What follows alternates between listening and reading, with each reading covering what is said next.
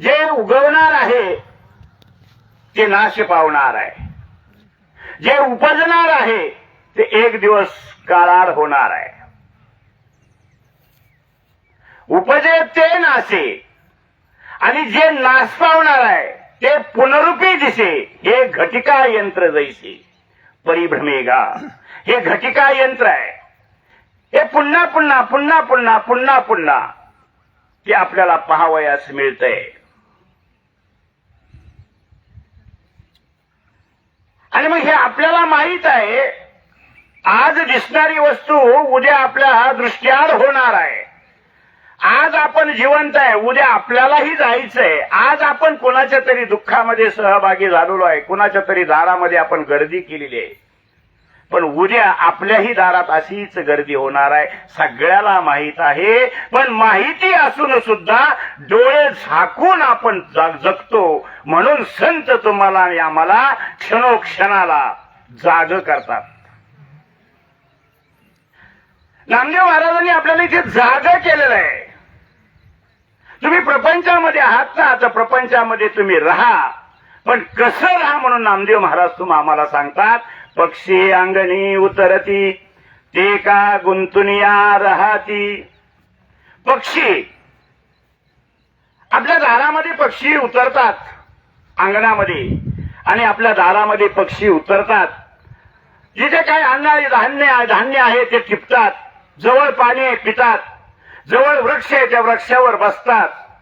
पण ते असं म्हणत नाही इथे अन्न भरपूर आहे, मुबलक आहे, पाणी भरपूर आहे, मुबलक आहे, सावली मुबलक आहे, आता आपला मुक्कामच कायमस्वरूपी इथं करावा, असं ते कधीच म्हणत नाही. आणि म्हणून त्याचं तुम्हा मला प्रमाण देऊन संत सांगतात, पक्षी अंगणी उतरती ते का गुंतुनिया राहती. ते गुंतून राहत नाही, ते मोहामध्ये पडत नाही, ते अन्नाच्या माग पडत नाही, ते पाण्याच्या माग पडत नाही, ते सावलीच्या माग पडत नाही, ते आश्रयाच्या माग पडत नाही. मग तुम्ही प्रपंचामध्ये असून सुद्धा का त्याच्या माग पडताय? का तुम्ही गुंतून राहताय? कशासाठी गुंतून राहताय? कारण काय आहे? प्रपंच आहे ना, प्रपंचामध्ये तुम्ही आहात ना. 4 आश्रम सांगितलेले, 4 आश्रम सांगितलेले. एक ब्रह्मचारी आश्रम, विवाहाच्या अगोदर जे लहान मुलं आहेत लग्नाच्या अगोदर, तो ब्रह्मचारी आश्रम.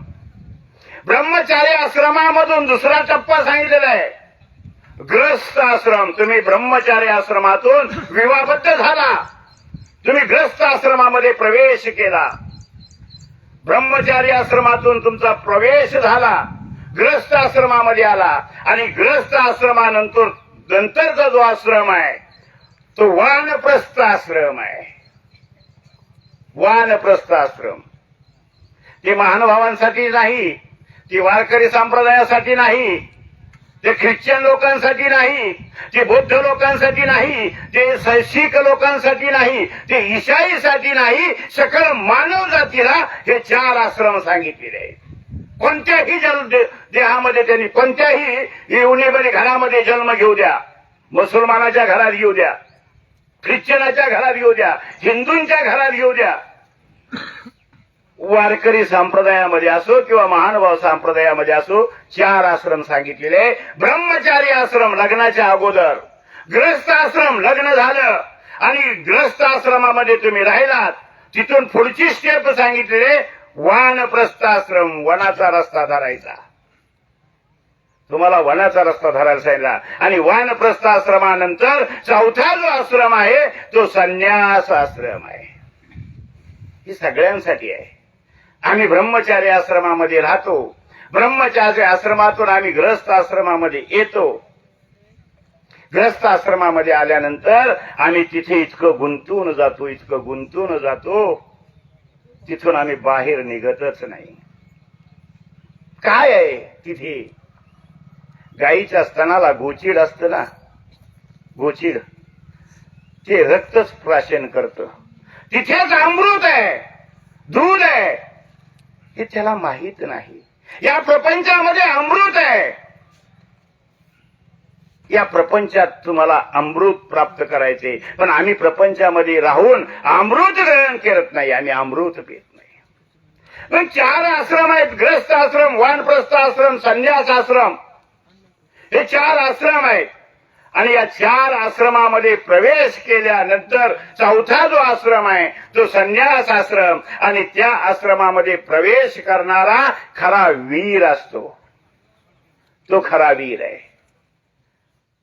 आणि प्रपंचामध्ये इतकं गुंतलेलो आहे, प्रपंचातून आम्ही बाजूला निघतच नाही. प्रपंच माझा माझा माझं माझं माझं, प्रपंचामध्ये सगळं माझं. काय माझं आहे? काय माझं आहे? घर माझं आहे, बंगला माझा आहे, गाडी माझी आहे, जमीन माझी आहे, पाईपलाईन माझी आहे, सगळं माझं माझं करतोय. पण तुमचं काय आहे? कोणी नाही रे कुणाचं, आणि एकलंच जायचंय, कोणी कुणाचं नाहीये.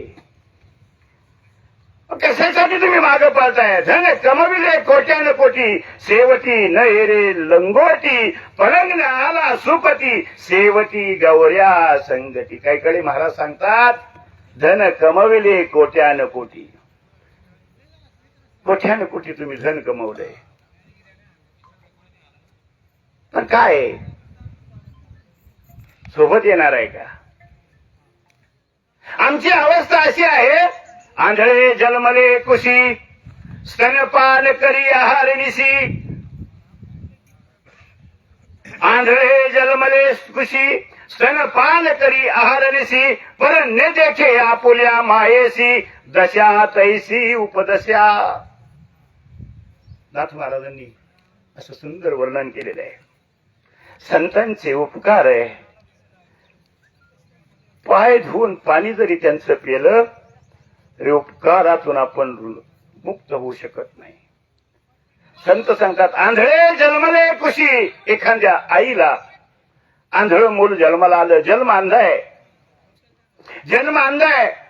आईला जन्माला आला, आईच्या गर्भातून बाहेर आलं, 9 महिने 9 दिवस आईने आपल्या गर्भामध्ये वाढवलंय. थोडस मोठं झालेलं आहे, त्याला दिसत नाहीये. आई सगळं त्याचे डोळे बनलेले आहे, बाप डोळे बनलेला आहे, आई वडील त्याचे डोळे बनलेले.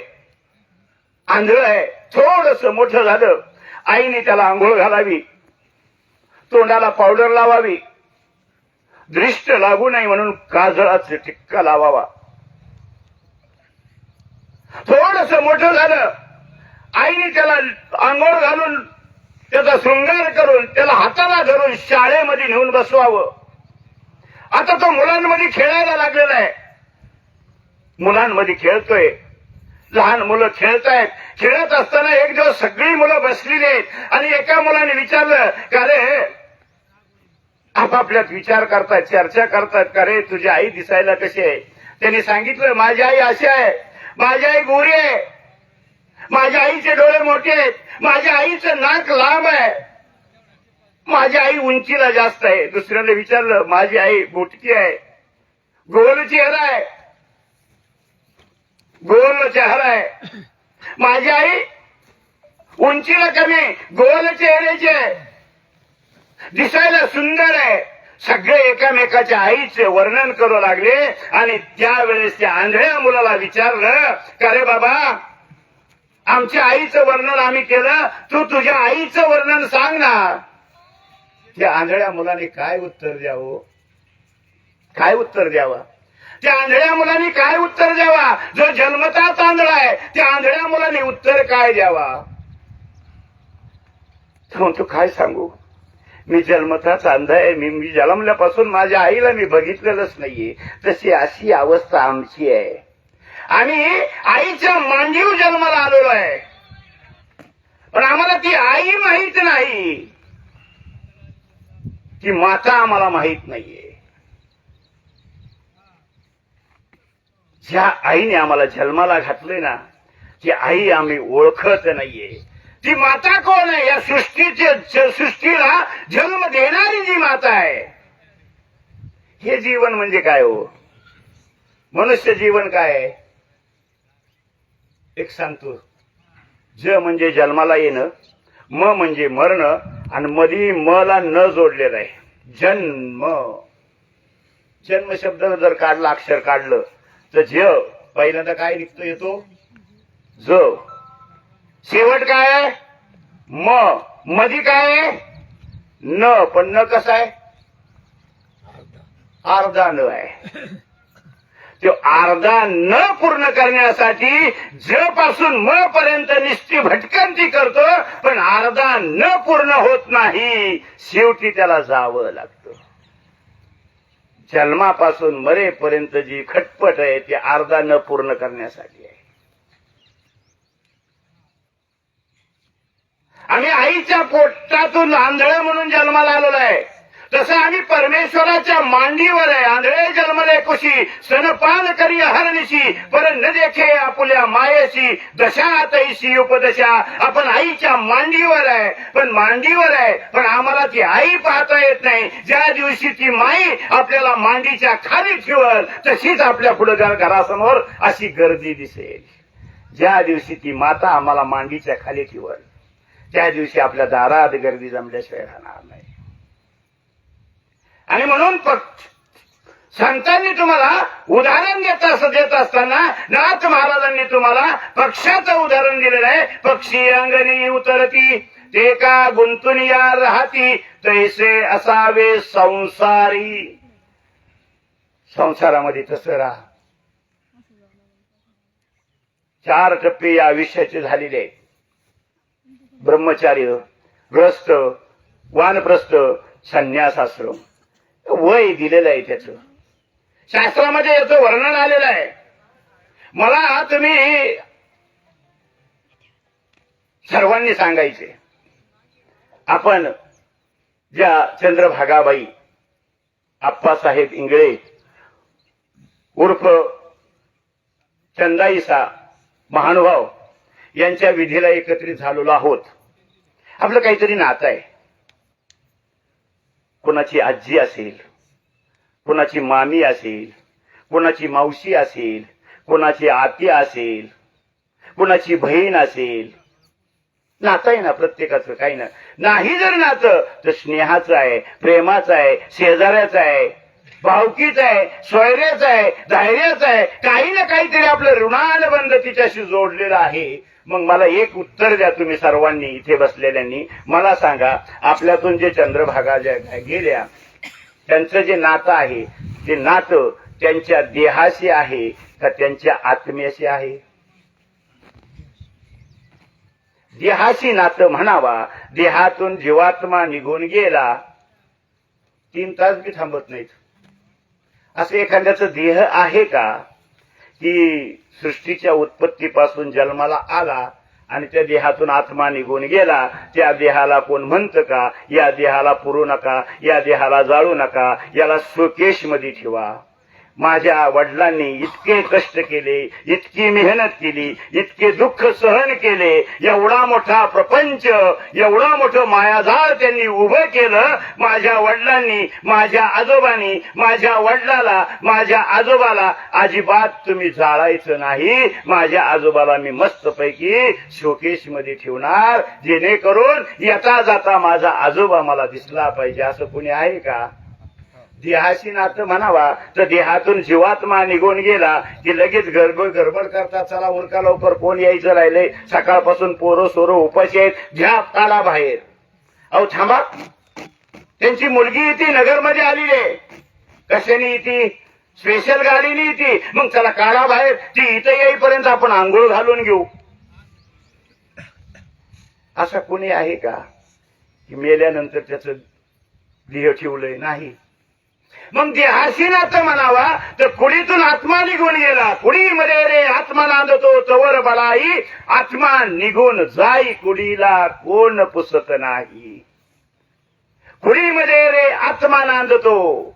या कुडीमध्ये जोपर्यंत आत्मा आहे ना, तो आत्मा जोपर्यंत या कुडीमध्ये आहे तोपर्यंतच आहे. कुडीमध्ये रे आत्मा नांदतो तवर बडाई, तोपर्यंतच बडाई आहे. माझे मालक, माझा बाप, माझा भाऊ, माझा मामा, एखाद्याच्या कुडीतून आत्मा निघून जाऊ द्या, त्याचा मुलगा नाही, त्याची सून नाही, त्याची मुलीला म्हणा रात्रभर तू तिच्याजवळ झोप, झोपल का? मुलगी म्हणल मला मुडद्याजवळ झोपवतोस काय? आई आहे ना, फक्त रात्रभर मुलीला म्हणाव त्या प्रेताजवळ झोप, घरी कुणी नाहीये, सकाळी विधी करू. रात्रभर मुलगी सुद्धा झोपणार नाही, बायको झोपणार नाही. जी 7 जन्म सोबत राहील अशी जिने प्रतिज्ञा केली ती सुद्धा मेल्यानंतर जवळ झोपणार नाही. आपलं जे नातं आहे देहाशी आहे का जीवाशी आहे याचा कधी विचार केलाय का आपण? कशाशी नातं आहे? देहाशी म्हणावा, देहातून जीवात्मा निघून गेला, देहाला कोणी शोकेशमध्ये ठेवत नाही. मग देहाशी नातं नाहीये, देहातून जीवात्मा निघून गेला, देहाची राखरांगोळी झाली, मग आपलं नातं कोणाशी आहे? जीवाशी नातं म्हणावा. जीव कोणी बघितला का? षटकोनी, अष्टकोनी, त्रिकोणी, लंबोकळा, गोल, चपटा. जीव कसा आहे हो? जीव कसा आहे? शास्त्रज्ञांनी सांगितलंय जीव नावाची वस्तू, जीव नावाची वस्तू, जीव नावाचं शास्त्र. अभ्यासक्रमामध्ये जीवशास्त्र म्हणून एक शास्त्र आहे. जीव नावाचं शास्त्र शिकणारा जीव आहे, शिकवणारा बी जीव आहे. जीव नावाचं शास्त्र शिकणारा जीव, शिकवणारा जीव, शिकवणाऱ्याचा जीव निघून जातो, शिकणाऱ्याचा जीव निघून जातो, पण जीव काय त्याला कळत नाही. जीव काय? आपलं नातं जीवाशी म्हणावा तर जीवाला कोणी बघितलं नाही, देहाशी म्हणावा, देहातून जीवात्मा निघून गेला, त्याची राख रांगोळी झाली, मग आपलं नातं काय? चंद्रभागाबाई सोबत आपलं नातं कोणाशी आहे? जीवाशी आहे का देहाशी आहे? कशाची नातं आहे? जीव निघून गेला, आता नातं कोणाशी आहे? देहाचं नातं म्हणावा, देहाला जाळलं, आता नातं. आमचं हे नातं आहे ना, जीवाशी बी नातं नाहीये, देहाशी बी नातं नाहीये. हे जे नातं आहे हे या प्रपंचाशी गुंडाळलेलं आहे, हे प्रपंचाशी गुंडाळलेलं आहे. मग आमचं नातं प्रपंचाशी आहे, जीवाशी नाही, देहाशी नाही. आणि म्हणून जोपर्यंत या देहामध्ये जीवात्मा आहे तोपर्यंतच आम्हाला आंघोळ पाहिजे, तोपर्यंत साबण पाहिजे, तोपर्यंत तोंडाला पावडर पाहिजे, तोपर्यंत खोबऱ्याचं तेल पाहिजे, त्यात तोपर्यंतच हमाम, लाईफ बॉय, काय जे पाहिजे सगळे साबण गेल्यानंतर. आमचं नातं जीवाशी बी नाही, देहाशी नाही, या प्रपंचाशी आहे. जीव हा नित्य आहे आणि देह हे नाशिवंत आहे. देह हे काळाचे, धन कुबेराचे. देह कुणाचा आहे? काळाचा आहे. धन कुणाचं आहे? कुबेराचं आहे. देह हे काळाचं आहे, देहाशी नातं नाही, देह हे काळाचं आहे. मग आमचं देह हे आमचं नाहीये. देह आमचा आहे का? एखादा माझा पाय मोडला, मी काय म्हणल? माझा पाय मोडला, माझा हात मोडला, माझा डोळा गेला. अरे हे तुझं आहे का? हे तुझं आहे का? हे माझं नाहीये. भगवान श्रीकृष्ण गीतेमध्ये सांगतायत जीव कसा आहे, जीव कसा आहे. भगवान श्रीकृष्ण गीतेमध्ये सांगतात नैनम छिंदन्ति शस्त्राणि नैनम दहति पावक. जीव कसा आहे? नैनम छिंदन्ति शस्त्राणि. शस्त्रांनी जीवात्मा तुटल्या जात नाही, अग्नीने जळून खाक होत नाही. जीव कसा आहे? जीव पाण्यामध्ये भिजून भिजून कुजून जात नाही. नैनम छिंदन्ति शस्त्राणि नैनम दहति पावकः. शस्त्राने सुद्धा जीवात्मा तुटत नाही, अग्नीने जळत नाही, पाण्याने कुजत नाही. जीव कसा आहे? अमर आहे. देह हे नाशिवंत आहे. हे देह आम्हाला मर्यादित काळाकरता मिळालेलं आहे. एक दिवस याला सोडून जायचंय. किरायाचे खंड तुम्ही खाली करा, आपल्या घराची वाट धरा. एक दिवस आपल्याला आपल्या घराची वाट धरायची आहे. मग हे भाड्याने मिळालेलं आम्हाला आहे. पंचमहाभूताचं देह आहे. देह हे उसने आणले पाचाचे. संत सांगतात देह हे पंचमहाभूताकडून आम्हाला मिळालेलं आहे, उष्ण मिळालेलं आहे. हे आमचं नाहीये. उष्ण्या देहावर आम्ही उष्ण अवसान आणायला निघलोय. उष्ण्या देहावर उष्ण अवसान आणतोय.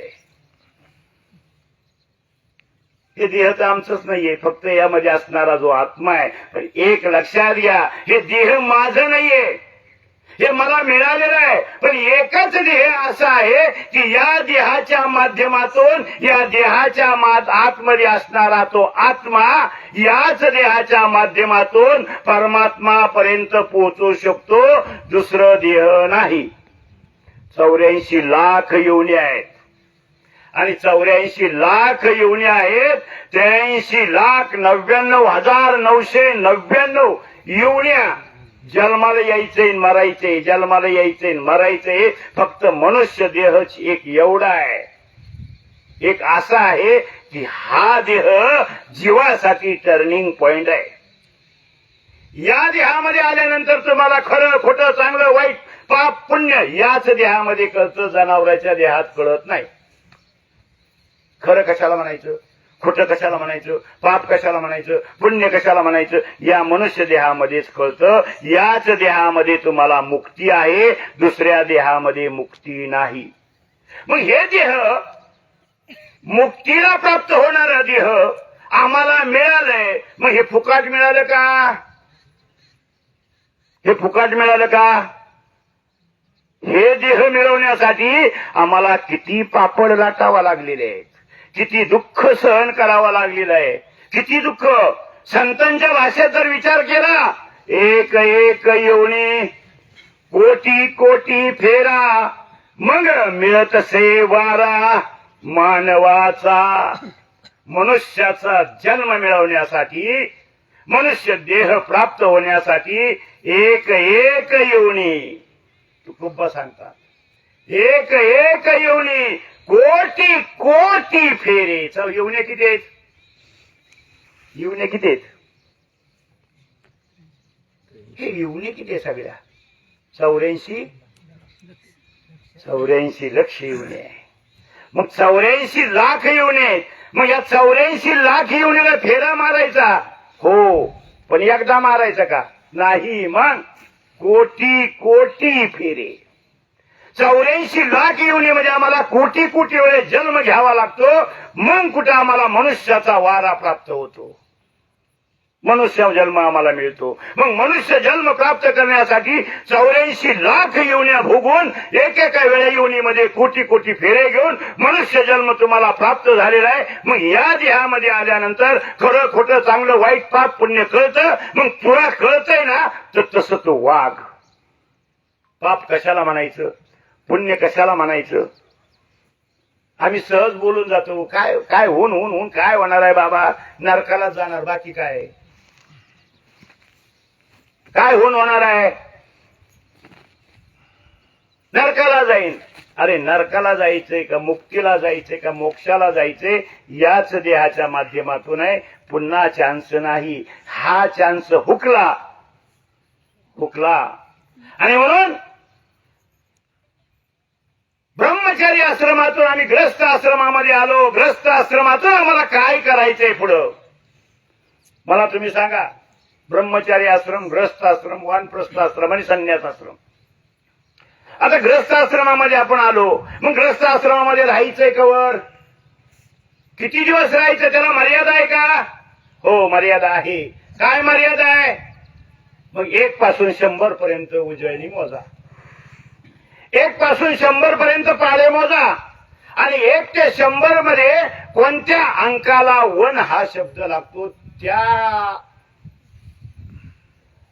उंबऱ्यावर आयुष्य आलं की वनाचा रस्ता धरायचा. मग 1 पासून 100 पर्यंत आपण उजळणी जर मोजायला लागलो तर वन हा शब्द कोणत्या अंकाला येतो? ज्या अंकाला वन शब्द आला त्या अंकामध्ये आपलं आयुष्य गेलं की वनाचा रस्ता धरायचा आहे. 51. मग 51. आता 51 वर्षाचं आयुष्य झालं का तुम्ही वनाचा रस्ता धरायला पाहिजे, पण आमचं उलट आहे. 51 पर्यंत प्रपंच करतो मुलासाठी, 51 पर्यंत प्रपंच करतो मुलासाठी. 51 नंतरचा जो प्रपंच आहे ना, तो नातवासाठी असतो. आम्ही मुलासाठी प्रपंच करतो, मुलासाठी प्रपंच केल्यानंतर इतका प्रपंच चांगला करतो. मुलाचं लग्न होतं, मुलीचं लग्न होतं, मुलगा चांगला कमवायला लागतो, सगळं तो सांभाळण्यासारखा झालेला असतो. आता मुलाच्या ताब्यात द्यायची वेळ येते, पण तो देत नाही. मुलासाठी प्रपंच केला. खालच्या वावरामध्ये आम्ही विहीर पाडली, वरच्या वावरामध्ये आम्ही पाईपलाईन नेली. आता वरच्या वावरातून त्याच्या तिकडच्या वावरामध्ये आम्हाला पाईपलाईन न्यायची. माझं तेवढं काम झालं आणि मग मी नातवासाठी सगळं कमवलं, खुश झालो. 50 पर्यंत प्रपंच मुलासाठी, 50 नंतरचा प्रपंच नातवासाठी असतो. मग वन हा शब्द देहाला लागला, वन करायला लागतो. वन हा शब्द देहाला लागला, वनाकडे जायचं सोडून देतो आणि वन करतो. त्याची वन ऐकून घरातले त्याच्यावर भनभन याची वन त्याची भनभन. आणि मग एक दिवस असा येतो की आपला मुक्काम पोस्ट मारुतीचं पार, घरच्याची वनवन, घरच्याची भनभन, याची वनवन. मग शेवट घरचे विचारत नाही. सून म्हणते इथं नका बसू, घाण करता, एवढा चांगला बंगला बांधलाय, बाहेर बसा, गाईच्या गोठ्यामध्ये बसा. गाईच्या गोठ्यामध्ये भात टाकून दिल्या जाती. वेळेवर जेवण मिळत नाही, वेळेवर चहा मिळत नाही. घरामध्ये डेअरीमध्ये जाणारं दूध 200 लिटर असतं, पण बापाला 1 कपभर दूध सुद्धा मिळत नाहीये. आणि मग ते बापाला 1 कपभर दूध मिळत नाही. तो दूध करतो, शेवट दूध येत नाही. उठतो, मारुतीच्या पारावर जातो. 4-2 म्हातारी त्याच्या लेवलची बसलेली असतात, त्याला बिडी प्यायची सवय असते. 4-2 लोकांमध्ये जातो, बसतो. म्हातारे गप्पा मारत बसतात आणि त्यातून हळूच म्हणतो कुणाकडे बिडी आहे का रे. तिघं बी खिशात हात घालतात. तिघापैकी एकाच्या खिशात एकच बिडी असती. ते म्हणतो बिडी आहे गाड्या, पण एकच आहे. मग एकच झुटका दे, जास्त नको देऊ. मग एक बिडी 4 जण वाढतात आणि खुश राहतात. हे कशामुळे झालेलं आहे? प्रपंचामध्ये तुम्ही आहात ना, प्रपंचामध्ये वय वाढलं, किंमत कमी होण्याच्या अगोदर तुमची किंमत तुम्ही वाढवायची आहे. ज्या दिवशी आपला मुलगा बापाला अरे करे बोलतो, त्या दिवशी चाव्या त्याच्या हातात द्यायच्या. आपण दिंडीमध्ये निघून जायचं, घरी थांबायचं नाही. आणि मग खरंच त्यावेळेस आपण म्हणायचं आतापर्यंत मी जगलो प्रपंचासाठी, आता देवा मी तुझा आणि तू माझा. या परी त्वमेव माताच पिता त्वमेव बंधूच सखा त्वमेव देवा. तू माझा भाऊ, तू माझी आई, तू माझा भाऊ, तू माझी भाऊजाई, सगळं तूच आहे देवा. मला कोणीच नाही रे देवा, तू माझा आणि मी तुझा आहे. आणि एक सगळ्यांना सल्ला देतो, आपण आपल्या बापाला जपा, आपण आपल्या आईला जपा. जो आईला आणि बापाला जपतो, शास्त्र सांगतं आई बाप प्रसन्न तर गुरु प्रसन्न, आणि गुरु प्रसन्न तरच देव प्रसन्न आहे. देव प्रसन्न करण्यासाठी आपल्याला आई बापाची मेन पायरी आहे. आई बापाला जपावं. फार दिवसापूर्वी मी एक दृष्टांत सांगत असतो, फार दिवसापूर्वी सांगितला होता. म्हातारा बाप, आई, गाईच्या गोठ्यामध्ये 4 मुलं आहेत. बाप 4 मुलं आहेत. आई एकाकडे, बाप एकाकडे. 3 महिने एकाकडे बाप राहतो, 3 महिने एकाकडे आई राहते. 3 महिने संपल्यानंतर ते दोघंही एक दुसऱ्याकडे जातात. हा दुसरीकडे जातो, आई दुसरीकडे जाते. 3 महिने चौघांनी वाटून घेतलेले आहेत. सुना नीट लक्ष देत नाहीत. मुलगा सुनाच्या धाकामुळं, आपली बायकोच्या धाकामुळं मुलगा बापासंग नीट बोलत नाही. जाता येता बापाला 10 रुपये काढून द्यावा तर लगेच बायको हातून आवाज देते, का हो लय पैसा झाला का? पोराच्या हातात द्यायला 2 रुपये नव्हते आणि आता थेरड्याला तुम्ही 10 रुपये देता. कशाला देताय? बिळे प्यायला देता का? खोकलायला देता का? इथेच बेडका टाकायला देता का? बायकोची भनभन नसल्यामुळं पोरग सुद्धा बापाकडे जात नाही. कधी कधी सकाळचं जेवण संध्याकाळी यायचं, कधी कधी 2-2 दिवस जेवायला नसायचं. बाप कोणाकडे तक्रार करत नव्हता, आई कोणाकडे तक्रार करत नव्हती. दुधाचा विषयच नव्हता, चहाचा विषयच नव्हता. योग असा आला, म्हातारा म्हातारी दोघही आपले अंतकरणातून दुःखी आहेत. मुलाची प्रगती पाहून खुशी आहेत.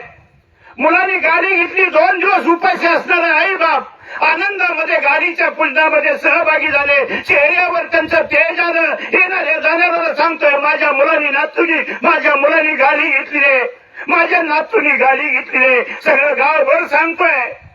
त्या आज्याला एक पेढा सुद्धा मिळालेला नाहीये, त्या बापाला पेढा मिळाला नाहीये. गावभर पेढे वाटले. 2 दिवस उपाशी असणारा बाप आपल्या पोराचं कौतुक गावभर सांगतोय.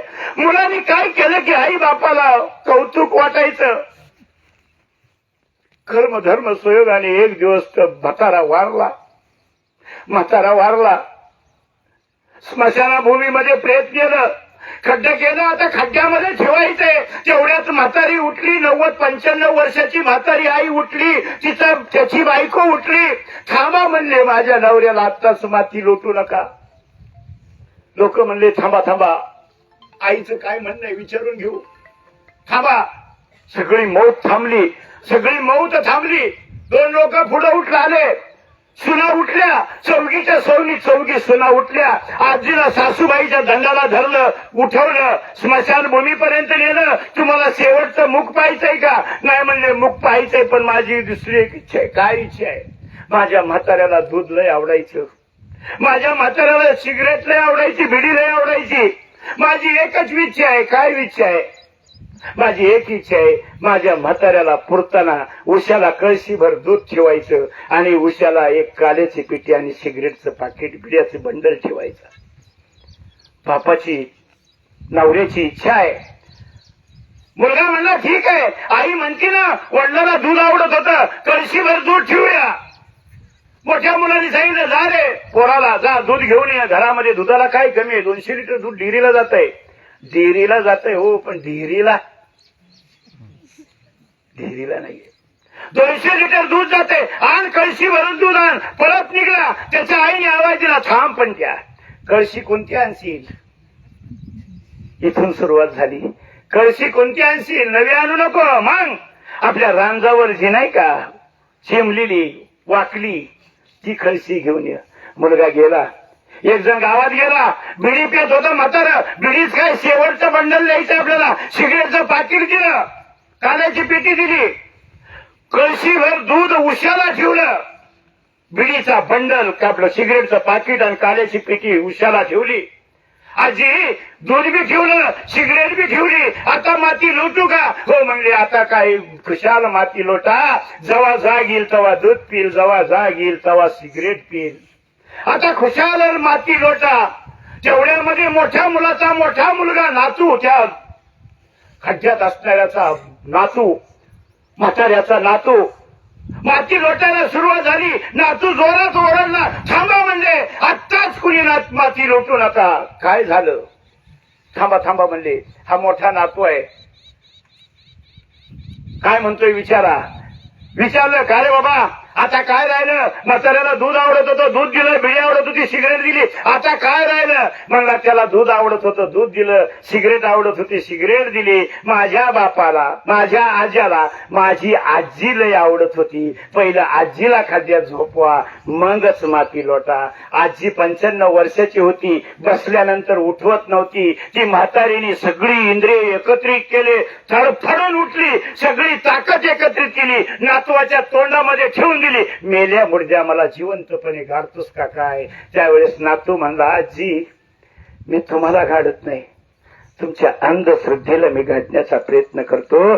जोपर्यंत माझा आजा जिवंत होता तोपर्यंत तो दूध रे दूध द्या म्हणायचा. पण 4 सुना असताना त्या आज्याला कोणी दूध दिलं नाही. मेल्यानंतर दूध देऊन काय उपयोग आहे हो?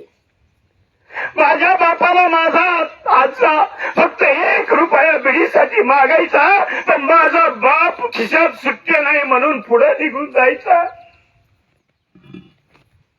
दारातल्या भिकाऱ्याला 10 रुपये द्यायचा, पण घरामध्ये असणाऱ्या आज्याला 1 रुपया देत नव्हता. मेल्यानंतर करण्यात काही अर्थ नाहीये. मेल्यानंतर मोठ्याच्या मोठा फोटो केला, मोठ्याच्या मोठा हार घातला, मोठ्याच्या मोठा तेरावा केला, काही उपयोगाचं नाहीये. कुडीमध्ये रे आत्मा नांदतो तवर बडाई. जोपर्यंत आजोबा बाप आई जिवंत आहे तोपर्यंत आई बापाला सांभाळा. जो आई बापाला सांभाळतो तेव्हा देव सांभाळल्याशिवाय राहत नाही बंधूंनो. त्याला देव सांभाळतो, त्याला देव सांभाळणार आहे. आमची अवस्था उलटी झालेली आहे. खरंच तुम्हाला सांगतो, देवाने जर खाल्लं असतं ना, खरोखर खाल्लं असतं तर नैवेद्य शब्द आपण रोज दाखवला नसता. देव खात नाही म्हणून आम्ही नैवेद्य दाखवतो. जर देवाने खायला सुरुवात केली ना तर आम्ही नैवेद्य सुद्धा दाखवणार नाही. जो खात नाही त्याला तुम्ही देता आणि जो घरामध्ये खाण्यासाठी तडफडतोय त्याला तुम्ही देत नाही. काय उपयोगाचं आहे? गावातल्या सप्त्यामध्ये 51,000 रुपयाची पावती फाडून उपयोग नाहीये. आमच्या घरातला जो सप्त्यातला देव आहे ना, मेन ज्याच्यासाठी आम्ही सप्त्य करतो तो देव आमच्या घरामध्ये आहे. त्या देवाचं तुम्ही भजन पूजन करा. आमच्या मात्या पित्यांचं भजन पूजन करा, त्याचं तुम्ही भजन पूजन करा. ज्या दिवशी तुम्ही त्याला ओळखसाल तेव्हा तुम्ही देवाला ओळखणार आहे, तेव्हा तुम्ही देवाला ओळखणार आहे. आधी आई बापाला ओळखा. पाया पडणं वेगळं आहे, चरणाला लागणं वेगळं आहे. पाया कुणी कुणाच्या पडतं, त्याच्या पाया पडण्याच्या लायकीचे आहेत का? पायाच्या पडायचं नाही, पाया चरणाच्या पडायचं. ते चरण परमेश्वराचं आहे. ज्यांच्या पाया पडतो ते जेलमध्ये जातात. कोणाच्या पाया पडायचे? आणि ज्यांच्या पडायचंय, ज्यांनी आम्हाला सृष्टी दाखवली, ज्यांनी आम्हाला जन्माला घातलं, ज्यांच्या पाया आम्ही पडायला पाहिजे ते आमच्या गाईच्या गोठ्यामध्ये आहे. आणि ज्यांच्या पाया पडायचं नाही ते आता जेलमध्ये आहेत. पाया कुणाच्या पडावं? पायात पडणं कळलं पाहिजे. असं समजू नका महानुभाव पंथाचे. या गावात काही नवीन नाही, माझे बरेचसे कार्यक्रम या गावामध्ये झालेले. मी महानुभाव संप्रदायात असेल पण मी वारकरी संप्रदायावर चांगल्या प्रकारे मार्गदर्शन करण्याचा प्रयत्न करतो. मी ज्ञानेश्वरीच्या सप्त्यामध्ये प्रवचन करतो, मी भागवत कथा करतो. पण आपण आपल्या माणसाशी अंतकरणातून बोललं पाहिजे म्हणून मी आपल्यासाठी अंतकरणातून बोलतोय. तुम्ही सगळे आपले आहेत. हा जो परिसर आहे, देऊळगाव झालं, वाळकी झालं, राळेगण झालं, मांडवगण झालं, हा जो परिसर आहे हे आमच्या जवळचा परिसर आहे. आरणगावशी नेहमी त्यांचा संबंध आहे. आणि म्हणून जे अंतकरणातून आहे ना ते तुम्हाला सांगतोय. जर तुम्हाला पाया पडायचंय ना, संताच्या पडा नका पडो, तो भाग वेगळा आहे. पण पाया पडायचं ना, की आई बापाच्या पाया पडा, आजा आजोबांच्या पाया पडा. परवा दिवशी मी एका घरी गेलो, फार मोठा आजोबाचा फोटो लावलेला होता. आजोबाचा फोटो लावलेला होता. नातू हार घेऊन आला, कपडा आणला, आजोबाचा फोटो पुसण्यासाठी हार घालायला लागला. खाली बाप बसलेला आहे, बापाला लाथ मारतोय आणि आजोबाला फोटो घालतोय. तो फोटो, तो हार ते स्वीकारत होईल का? ते स्वीकारत होणार नाही. आणि म्हणून संतांनी तुम्हाला सांगितलंय, जोपर्यंत या देहाला वन हा शब्द लागत नाही तोपर्यंत तुम्ही प्रपंचामध्ये राहा. 1 पासून वन हा शब्द कोणत्या अंकाला लागतो? 51. वनवन बंद करा, वनाचा रस्ता धरा. नाही वनाचा धरायचा. 4 वर्ष 51 नंतर मुलाच्या आणि सोनाच्या ताब्यात प्रपंच द्या. 4 वर्ष फक्त मंदिरामध्ये जा, हरिपाठ करा, कीर्तनाला साथ द्या, मंदिरामध्ये जा, ज्ञानेश्वरीचं पारायण करा. महानुभाव संप्रदायाचा असेल तर तुम्ही श्रीमद भगवद्गीतेचं पारायण करा, दत्तात्रय कवसाचं पारायण करा, संकष्ट हरण स्तोत्राचं पारायण कुणी करतं. आम्हाला फक्त पारायण असं आवडतं. भूत बाधा भय त्रास ग्रह पीडा विनाशकम. ज्याने भूत बाधा जाईल, ज्याने घर पीडा जाईल, घराची पीडा जाईल, असं पारायण आम्हाला जास्त आवडतं. आम्हाला पारायण तसं करायचं नाही. संतांनी मागणी स्वतःसाठी केलेली नाही. विश्वात्मके देवी येणे वाग्यज्ञ तोषावे, तोषोनी मज द्यावे दान. संत म्हणतात की खळाची व्यंकटेश आलो. खळ सांग समजले सगळ्याला. संतांनी स्वतःसाठी मागितलेलं नाहीये, समाजासाठी मागितलेलं आहे. आम्ही समाजासाठी नका का मागा ना, आम्ही आमच्यासाठी मागा. देवा तू माझा, मी तुझा, या परीने तुम्ही राहायचंय. आणि या भवचक्रामध्ये आम्ही जन्माला आलोय, मनुष्य देहामध्ये आलेलो आहे. एक एक येऊनी कोटी कोटी फेरा आणि मग आम्हाला मनुष्याचा जन्म मिळालेला आहे. एवढे प्रयत्न करून आम्हाला मनुष्य जन्म मिळाला. मग मनुष्य जन्मामध्ये आम्ही आलो. आम्हाला खरं खोटं चांगलं वाईट पाप पुण्य कळतंय. मग आम्हाला कळायला पाहिजे मला जायचंय कुठं. विचारलं एखाद्याला, अरे बाबा कुठं जायचंय, एखाद्याला विचारलं, विचारायचं सोडूनच द्या. पण एखाद्याची पत्रिका येते 10वीची, कळवण्यात अत्यंत वाईट वाटते. आमचे आमके आमके स्वर्गवासी झाले. एक स्वर्गाला गेला. त्याच गावातली त्याच्या शेजारची दुसऱ्याची पत्रिका येते, कळवण्यात दुःख होते. आमचे आजोबा वैकुंठवासी झाले. शेजारचा स्वर्गाला गेला, हे वैकुंठाला गेला. त्याच गावातली तिसरी एखादी पत्रिका येते, कळवण्यात अत्यंत दुःख होते. आमचे आमके आमके कैलासवासी झाले. कैलासाला जायचंय, वैकुंठाला जायचंय, का स्वर्गाला जायचंय, का हरिपाठामध्ये सांगितले देवाची द्वारी उभा क्षण भारी, तेने मुक्तीचारी साधिएल्या, तेने मुक्तीचारी साधिएल्या, तेने मुक्तीचारी साधिएल्या.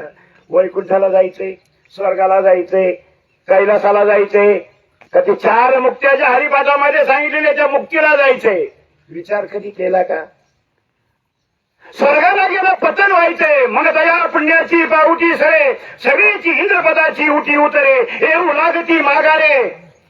मृत्यू लोकात ज्ञानेश्वर माऊली म्हणतात, स्वर्गाला गेलं पुन्हा पतन व्हायचंय. पुण्य क्षीण झाल्यावरती ढकलून देती तात्काळ, काळ वेळ न लगे तयाची. काळ लागत नाही, वेळ लागत नाही, ढकलून देतात. पुण्य आहे तोपर्यंत स्वर्गाचं सुख आहे. आम्हाला अशा ठिकाणी जायचंय. ध्रुवबाळ गेला होता. ध्रुवतारा माहितीये का तुम्हाला. ध्रुवबाळ आढळपदाला गेला. ध्रुवबाळ बाळीत लहान असताना त्यांना कळालं अशी जागा दे की जिथून मला कुणीही बाजूला काढणार नाही. अशी जागा मागितली, त्याला आढळपद मिळालं. लहानपणी कळाले. माऊली 16व्या वर्षी ज्ञानेश्वरी सारखा ग्रंथ लिहित आहेत. किती वय आहे माऊलींचं. 16व्या वर्षी. 16व्या वर्षी आमच्या मुलाला भाकरी हातात सांभाळता येत नाही. माऊलीने ज्ञानेश्वरी सारखा ग्रंथ तुम्हा मला हातामध्ये दिलेला आहे. काय वय होतं. काहीच वय नाही. इतक्या कमी वयामध्ये आम्हाला काय. आणि म्हणून आम्ही जे जन्माला आलेलो आहे, हे मनुष्य देहामध्ये आलेलो आहे. पूर्वी जन्मीचं आमचं संचित होतं, पूर्वी जन्मीचं भाग्य होतं, पूर्वी जन्मी आम्ही काहीतरी पुण्य केलं, म्हणून आम्हाला मनुष्य जन्म प्राप्त झालेला आहे. या जन्मामध्ये आल्यानंतर खरं खोटं आम्हाला कळतंय. मग आम्हाला कळालं पाहिजे मला जायचंय कुठं. स्वर्गाला गेलं तर पुन्हा पतन व्हायचंय. स्वर्ग एक याग, त्याचे मुख्य इंद्र विघ्न प्रवर्तक. स्वर्ग एक याग आहे. स्वर्गात 33 कोटी देव आहे. त्यामधला मुख्य देवता आहे इंद्र. त्यांनी खुर्ची राखून ठेवलेली आहे. आपल्यासारखी 5 वर्षांनी बदलणारी नाहीये. त्याची अजरामर खुर्ची आहे. तिथे तुम्हाला गेला, तिथे काय आहे. सुख आहे. सुख वेगळं आहे, समाधान वेगळं आहे. संतांनी सुखाची व्याख्या वेगळी केली, समाधानाची व्याख्या. सुख नाशिवंत आहे, समाधान झाले समाधान सकळांचे. कृष्णाची भूके तहान नाही भूक झाले समाधान सकळांचे. कृष्णाची तहान नाही भूक झाले समाधान सकळांचे. सगळ्यांचं समाधान होतं. समाधान वेगळं, सुख वेगळं आहे. आम्ही सुखाच्या मागे लागलो. ते सुख आम्हाला प्राप्त करायचं असं वाटतं, पण सुख प्राप्त होत नाही. बंगला नव्हता, घरात राहत होता, बंगला झाला, सुखी झाला नाही झाला. बायकोची 2 तोळ्याचं गंठण आहे, आता सुखी आहे का? नाही. अजून 2 तोळे वाढवायचं. 4 तोळे झाली, आता सुखी आहे का? नाही हो, 4 तोळे बरोबर वाटत नाही. मला असं वाटतं 5 तोळ्याचं पाहिजे. 5 तोळे झालं, आता सुखी आहे का? घरातून बंगल्यामध्ये गेला, सुखी आहे का? सायकलीवर फिरत होता, मोटरसायकल आली, सुखी आहे का? मोटरसायकल गेली, 4 व्हीलर आली, आता सुखी आहे का? 4 व्हीलर फॉर्च्युनर आली, आता सुखी आहे का? सुख कशामध्ये आहे? सुख कशात आहे? सुख फक्त त्या प्रभू नामात आहे. आणि ते नामस्मरण तुम्हाला काशीला जायची गरज नाही, द्वारकेला जायची गरज नाही, कन्याकुमारीला जायची गरज नाही, बद्रीधामला जायची गरज नाही, केदारनाथला जायची गरज नाही. ते सुख तुम्हाला जर प्राप्त करायचं असेल, संत सांगतात ठाईच बैसोनी करा एक चित्त. ठाईच बैसून, घरी बसून आम्हाला ते सुख प्राप्त करता येतं. घरी बसून आम्हाला ते सुखाला प्राप्त होता येतं. आणि म्हणून आम्हाला घरी बसून सुखाला प्राप्त करायचं असेल, घरी बसून जर आम्हाला देवधर्म करायचा असेल, तर पहिली सुरुवात जर आपला कोणता देव असेल, घरातून सुरुवात करा. आई बाप प्रसन्न तर गुरु प्रसन्न, आणि गुरु प्रसन्न तर देव प्रसन्न आहे. आम्ही म्हणतो ना, काय संस्कारी कुटुंब आहे हो, किती संस्कार आहेत त्या घरामध्ये. आणि ज्या घरामध्ये सुसंस्कारितपणा आहे, त्या घरामध्ये सात्विकता आहे, त्या घरामध्ये दया आहे. दया तेथे धर्म, धर्म तेथे सुखागमन. माऊली सांगतात दया तेथे धर्म, आणि जिथे धर्म आहे तिथे सुखाचं आगमन आहे. दया तिथे धर्म, धर्म तिथे सुखागमन. तिथे सुखाचं आगमन होते. मग ते सुखाचं आम्हाला आगमन करण्यासाठी आमच्या घरामध्ये दया, क्षमा, शांती पाहिजे. ते आमच्या घरामध्ये पाहिजे. आणि ते कशाने प्राप्त होतं? ती जर प्राप्त करायचं असेल, जे आहे त्याच्यात संतुष्ट माना. मनुष्य देह तुम्हाला मिळालेला आहे. या देहामध्ये तुम्हाला जे जे मिळालेलं आहे, हे तुमच्या प्रारब्धाने मिळालेलं आहे, हे तुमचं कर्मवश आहे, ते मिळालेलं आहे, ते तुम्ही टिकवा. हाव करू नका. तुमचं 2 एकर आहे ना, 2 एकर मध्ये उपजीविका तुमची भागवा. शेजाऱ्याचे भांड कोरायला तुम्ही जाऊ नका. समाधानी राहाल. आणि म्हणून या मनुष्य देहामध्ये आम्ही जन्माला आलो. या देहामध्ये आम्हाला राहायचंय. कधी वर्ण शब्द लागेपर्यंत राहायचंय. मग या जन्माचं आद्य कर्तव्य काय आहे? नाथ महाराज सांगतात, पक्षी अंगणी उतरती एका गुंतून या राहती. तुम्ही गुंतून राहू नका. तैसे असावे संसारी. संसारामध्ये तसं राहा. संसार करावा नेटका, मग घ्यावा परमार्थाचा झुटका. संसार नेटका करा, चांगला करा, आणि मग परमार्थाचा झुटका घ्या. आणि मग पक्षी अंगणी उतरती ते का गुंतून या राहती. तैसे असावे संसारी जोवरी प्राचीनाची दोरी. तुमचं समाधान झालं नाही, माऊलींना कळालं, नाथ महाराजांना कळालं, हा दृष्टांत तुम्हाला पटला नाही, पक्षी अंगणी उतरती कळालं नाही, आणि मग तुमच्या घरातलं उदाहरण द्यायला सुरुवात केली नाथ महाराजांनी. नाथ महाराज म्हणतात, वसती कर वसती आला. आपला पाहुणा रावळ येतो. नाथ महाराज सांगतात, वसती कर वसती आला, प्रातकाळी उठून गेला. तैसे असावे संसारी. संसारामध्ये तसं राहा. पाहुणा येतो, रात्री येतो, जेवण करतो, रात्री गप्पा मारतो, झोपी जातो, सकाळी उठतो, आंघोळ करतो, चहा पाणी घेतो, नाश्ता करतो, आणि मग पिशवी घेऊन निघून जातो. तसं प्रपंचामध्ये राहा. प्रपंचामध्ये राहा. प्रपंचामध्ये तशा पद्धतीने राहा. देह हे आपलं आहे, देह हे आपलं नाहीये, हे काळाचं आहे. एक संन्यासी रस्त्याने चाललेला आहे, आणि संन्यासी रस्त्याने चाललेला आहे, उशीर झालेला आहे, अंधार पडलेला आहे, आणि अंधार पडलेला असताना तो संन्यासी एका राजवाड्याच्या समोरून चाललेला आहे. राजवाड्याच्या दारात शिपाई उभे आहेत. शिपायाला म्हणला, रात्रभर या धर्मशाळेत झोपू का? या धर्मशाळेत झोपू का? शिपाई म्हणला, महाराज ही धर्मशाळा नाही, हा राजाचा महाल आहे. ते म्हणले, काही का असं ना, मला रात्रभर झोपायचे, झोपू का रात्रभर या धर्मशाळेमध्ये? शिपाई म्हणला, महाराज तुम्हाला सांगितलं ना ही धर्मशाळा नाही, हा राजाचा महाल आहे. ते म्हणला, काही का असं ना, मला काय करायचंय, मला फक्त रात्रभर पडायचे, पडू का रात्रभर या धर्मशाळेमध्ये? शिपायाला राग आला. 3 वेळेस सांगतो ही धर्मशाळा नाही, राजवाडा आहे, तरी ऐकायला तयार नाही. महाराज तुम्हाला सांगितलं ना ही धर्मशाळा नाही, राजाचा महाल आहे. जोरात बोलला. ते म्हणला, मला काय करायचं? ते राजाने ऐकलं. राजा धावत आला. काय झालं? बोले, हे बघा ना संन्यासी काय म्हणतोय, काय म्हणतोय, एवढा मोठा राजमहाल आहे आणि त्याला धर्मशाळा म्हणतोय. संन्यासी म्हणतो, महाराज मला काय करायचंय, मला फक्त रात्रभर पडायचंय, सकाळी निघून जायचंय, फक्त रात्रभर मला पडू देता का या धर्मशाळेमध्ये? राजा म्हणला, अरे ही धर्मशाळा नाही, हा राजाचा महाल आहे. हो म्हणजे काही का असं ना, मला काय करायचंय, फक्त रात्रभर झोपायचंय, झोपू का रात्रभर धर्मशाळेमध्ये? राजाला राग आला. मी धर्मशाळा नाही म्हणतो, तो धर्मशाळा शब्द वापरतो. 4-5 वेळेस झालं. राजाने ते खरगं घेतलं आणि त्या संन्यासाच्या मानेला लावलं. संन्यासाच्या मानेला काय सुऱ्यात लागलेले असतात, संतांच्या मानेला सुऱ्यात असतात. खरग मानेला लावलं आणि खरग मानेला लावल्याबरोबर म्हणजे, महाराज मला धर्मशाळा नाही, ही राजवाडा आहे. तेव्हा खरग हाताने धरलं, संन्यासीने बाजूला केलं. म्हणला, मी 50 वर्षापूर्वी आलो होतो इथं. हा, इथे तू नव्हता. मग असा बुटकासा माणूस होता, हात राजटोप त्याच्या डोक्यावर होता, हात टोप त्याच्या डोक्यावर होता. हेच वस्त्र, असेच वस्त्र, भरजरी वस्त्र त्यांनी घातलेले होते. उंचीला कमी होता, बुटकासा होता, धिप्पाडच्या धिप्पाड होता. हो म्हणले, ते माझे आजोबा होते, ते माझे आजोबा होते. मग आजोबा कुठे? म्हणले ते गेले. तर त्याच्यानंतर 25 वर्षापूर्वी मी आलो होतो, 20 वर्षापूर्वी मी आलो होतो. हो, तिथे लंबू असा उंच माणूस होता, सरपातळ माणूस होता, हातामध्ये पानाचा पिठी असायची, कायम तोंडामध्ये पान, हात राज मुकुट डोक्यावर होता, असेच वस्त्र भरजरी घातलेले होते. हो म्हणजे, उच्चे पुरे पान खाणारे माझे वडील होते. ते कुठे? म्हणजे ते बी गेले. म्हणला, 50 वर्षापूर्वी आलो, आजा होता तो गेला.